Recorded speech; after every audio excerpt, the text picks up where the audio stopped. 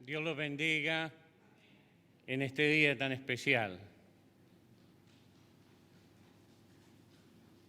Mi madre decía de vez en cuando, al que madruga, Dios le ayuda. No sé de dónde sacaba sus frases, pero eran muy recurrentes. Hablaba mucho por proverbios, frases. Al que madruga, Dios le ayuda, pero como anécdota, yo era muy niño y me enteré de una señora que fue muy temprano en la mañana a su culto religioso y hubo un temblor de tierra y una estatua cayó y mató a la señora. Entonces yo le decía, mami, tú dijiste que el que madruga Dios le ayuda, no le ayudó mucho a la viejita, ¿no? Y mi madre se reía y nos reíamos. Bueno, creo que las madres hacían eso para estimularnos a levantarnos más temprano. Pero la verdad es que hay veces no entendemos lo que sucede al amanecer. Así se llama la disertación en esta mañana, al amanecer. Siempre he relacionado el levantarme temprano, el madrugar, con el amanecer.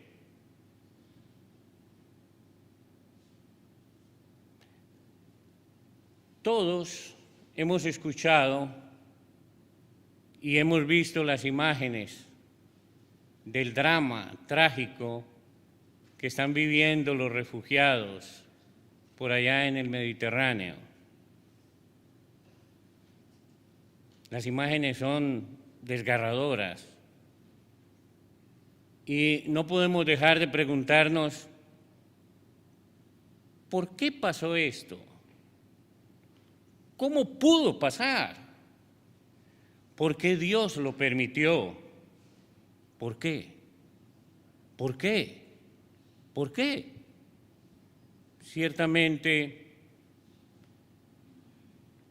en ocasiones así, vienen sentimientos a nuestro corazón, a nuestra mente, hay veces no muy buenos.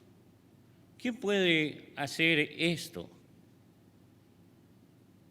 Seguramente fue al amanecer, cuando un padre de familia lleva a toda su familia a un bote para cruzar el océano todavía oscuro el cielo, en silencio, atravesar un océano oscuro, huyendo de la muerte, para luego encontrar la muerte.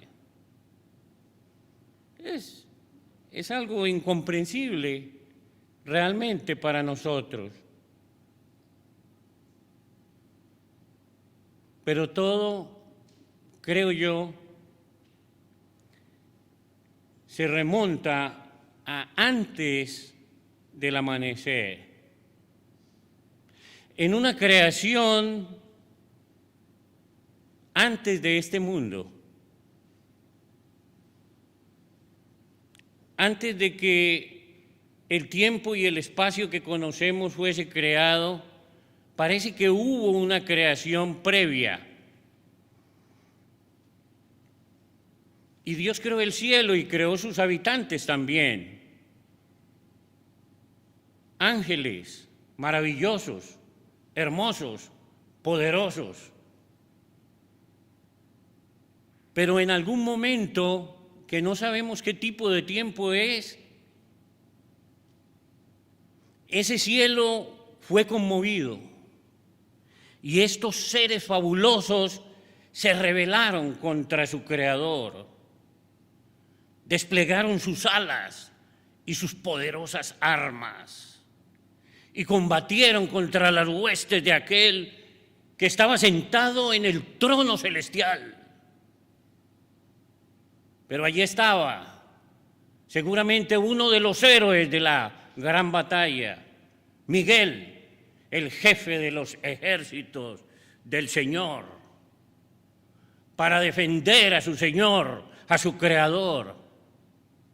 Combatió y combatió y aquellos que se rebelaron no pudieron prevalecer, fueron derrotados. Pero al ser derrotados, al parecer, según nos da a entender Apocalipsis 12, del 7 al 9, no hubo un lugar para ellos en el cielo, entonces fueron arrojados.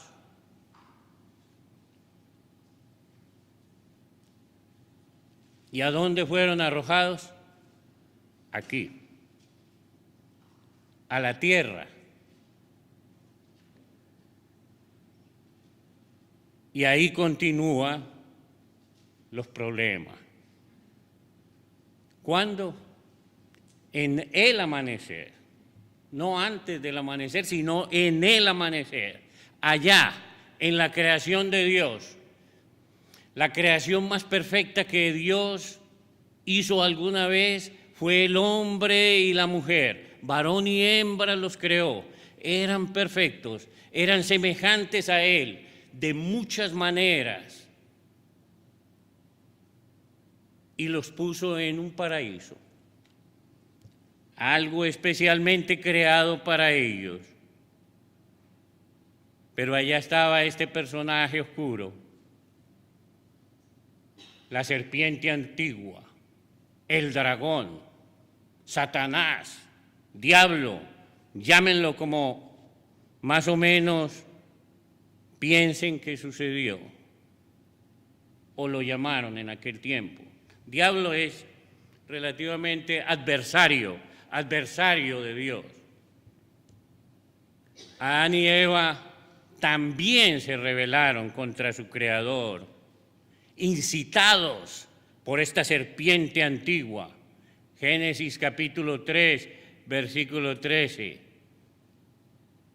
donde Eva dice, la serpiente me engañó. Ahí está. Luego Dios llama a Adán y Adán dice, bueno, esa mujer que tú me diste me engañó. O sea que yo soy el que tengo la culpa, sin duda dijo Jehová. No está en la Biblia, pero dijo, estás diciendo que yo soy el culpable, ¿no? Bueno, eso es lo que está diciendo.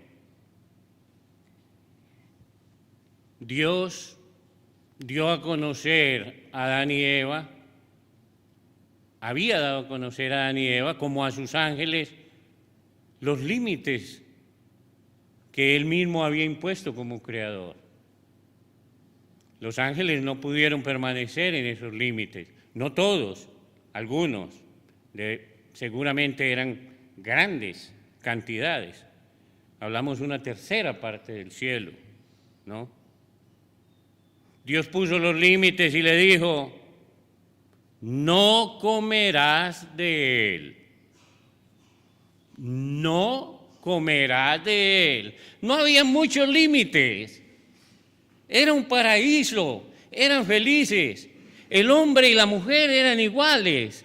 El hombre no se enseñoreaba sobre la mujer, ni la mujer sobre el hombre. Estaban ahí en la presencia de su Señor, de su Creador. Pero se dejaron engañar. Y Dios, que es un Dios justo, no pudo dejar esto sin castigo. Y en resumidas cuentas dijo Adán, maldita la tierra por tu causa. Maldita la tierra por tu causa. La tierra no producía espinas ni abrojos, y aunque había trabajo, no se sudaba, no existía el sudor. La mujer quedó sujeta a su esposo, él se convierte en su cabeza, y siendo un hombre imperfecto, las cosas no iban a salir bien de ahí en adelante. Es precisamente por estos dos personajes oscuros en su momento, Satanás y Adán, a quien debemos que el mundo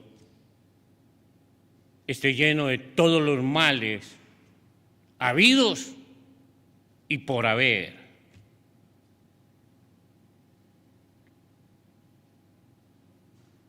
Seguramente deberíamos empezar a pensar en que Dios no es responsable de todo lo que pasa en este mundo,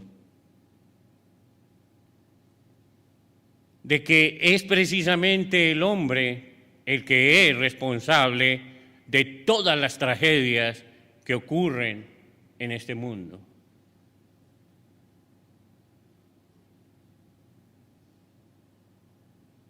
Fue al amanecer,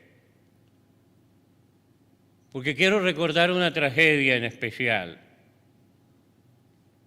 Eran como la 1:30 de la mañana, de la madrugada, cuando Joel Briceño, un joven venezolano lleno de vida, lleno de paz, lleno de bendición, un día cualquiera regresaba a su casa para encontrarse con su esposa y sus niños, para contarle todo lo que habían hecho en ese día y las grandes bendiciones que habían recibido. Cuando sin previo aviso, él y otros fueron atacados por la policía a balazos e hirieron a Joel de muerte, a nuestro hermano Joel Briceño. Cuando venía de alabar al Señor, de rendirle honor y gloria, cuando venía de compartir con sus hermanos, hijos de Dios también, con gozo y alegría, todo termina en una terrible tragedia.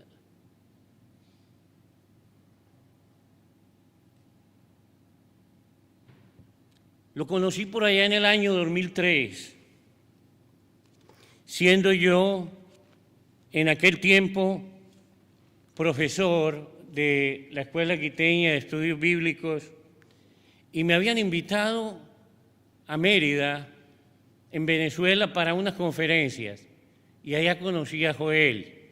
Me impresionó este joven y hicimos alguna amistad. Unos días después, él me envió esta tarjetita donde dice: buscad primero el reino de Dios. Joel Briceño, siervo de Jesucristo. Y como no tenía dónde escribir, escribió atrás: Rubén Darío, Dios te bendiga. Aquí te envío mi dirección. Te conocí en Mérida, fuimos a Barquisimeto. Tengo unas fotos, te las voy a enviar. Te quiero mucho. Saludos a los hermanos. Y uno tiene que preguntarse por qué pasó esto, cómo pudo pasar, por qué Dios lo permitió, por qué.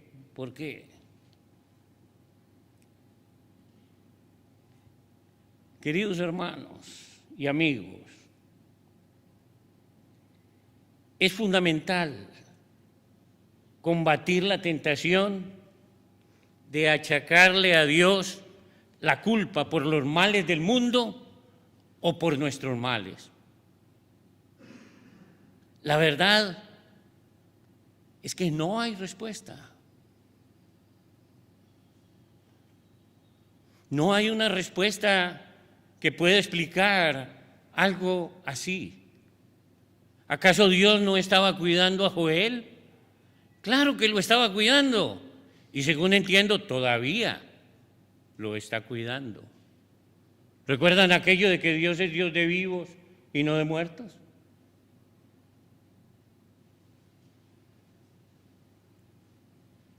Pedro, el apóstol, cuando escribe sus cartas,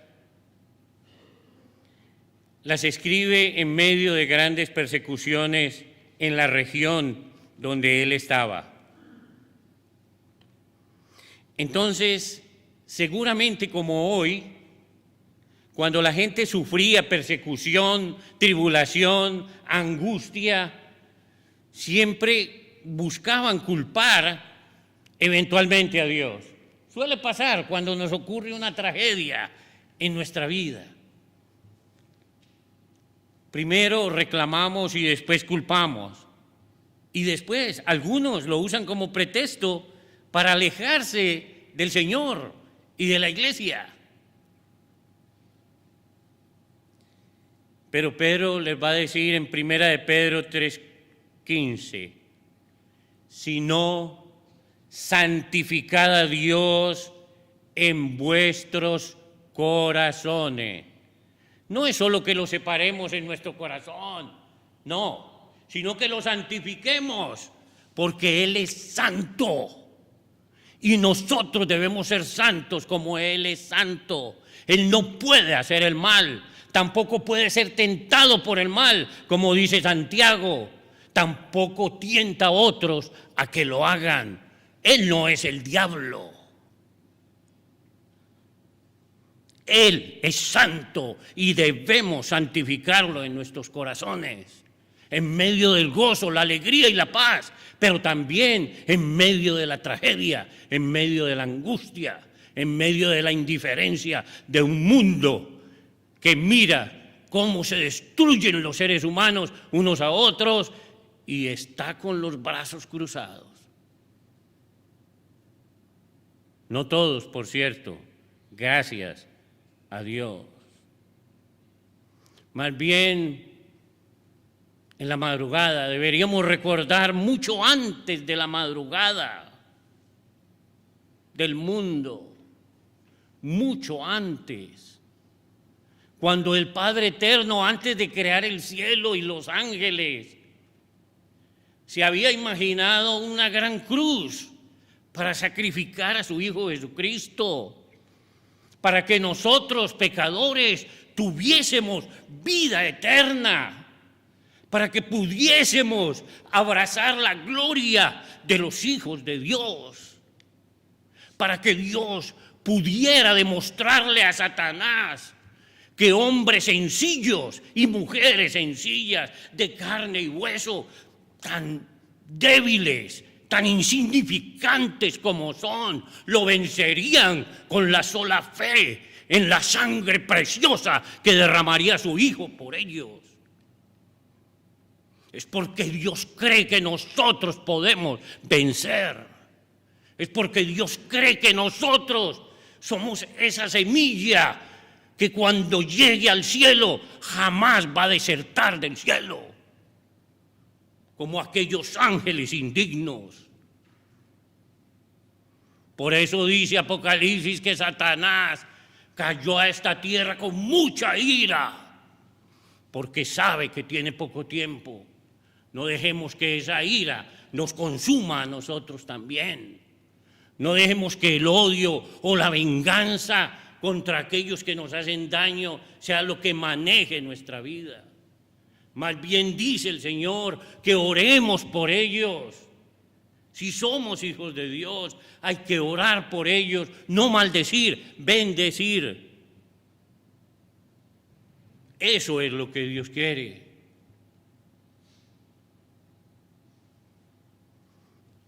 Primera de Pedro, capítulo 3. Ya vimos el versículo 15.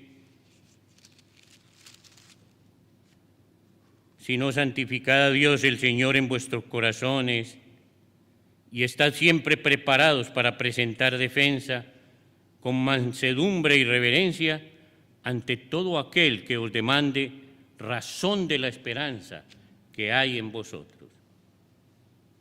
Luego va a decir en el versículo 18, porque también Cristo padeció una sola vez por los pecados, el justo por los injustos, para llevarnos a Dios, siendo a la verdad muerto en la carne, pero vivificado en el Espíritu.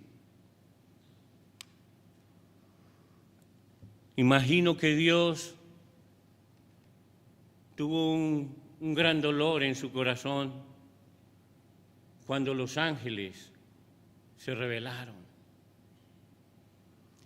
No podemos imaginarlo. ¿Cómo sería el dolor que Adán y Eva le produjeron en su corazón? ¿Cómo imaginar eso? pero sobre todas las cosas, ¿cómo imaginar que la única cosa que podría salvar este mundo era la sangre preciosa de su Hijo y que Él iba a ofrecerlo por la salvación de aquellos ingratos que le dieron la espalda? Tenemos que ser mejores, hermanos, mejores para este mundo. ¿Saben qué, hermanos? Escuché una frase, no sé quién la dijo, pero decía: si no puedes salvar al mundo, al menos sálvate a ti mismo. No nos podemos salvar a nosotros mismos. Si Él no nos salva, si no es por su sangre preciosa, por la fe, por el arrepentimiento, la confesión, naciendo de nuevo en las aguas del bautismo, ya no siendo Lopera o Hernández o Fernández, sino cristiano, hijo de Dios, no lo vamos a lograr de ninguna otra manera. ¿Y qué espera el Señor de nosotros? Que nosotros comencemos a mirarlo en todo su amor, en toda su santidad, en toda su dulzura, en toda su entrega, en todo su dolor. Que tenemos que madrugar, amanecer, buscando al Señor cada día de nuestra vida. Eso es lo único que vale la pena en este mundo. Ninguna profesión, ningún dinero, ninguna cantidad de tierras o de poder en este mundo puede darnos salvación. Solo el Señor lo puede hacer.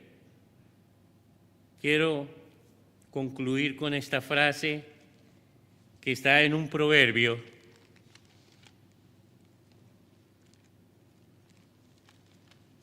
Proverbios capítulo 8, versículo 17. Dice así el Señor: yo amo a los que me aman y me hallan los que temprano me buscan. Así que, queridos hermanos y amigos, todos a madrugar. Dios los bendiga en esta mañana y Dios bendiga su palabra en ustedes.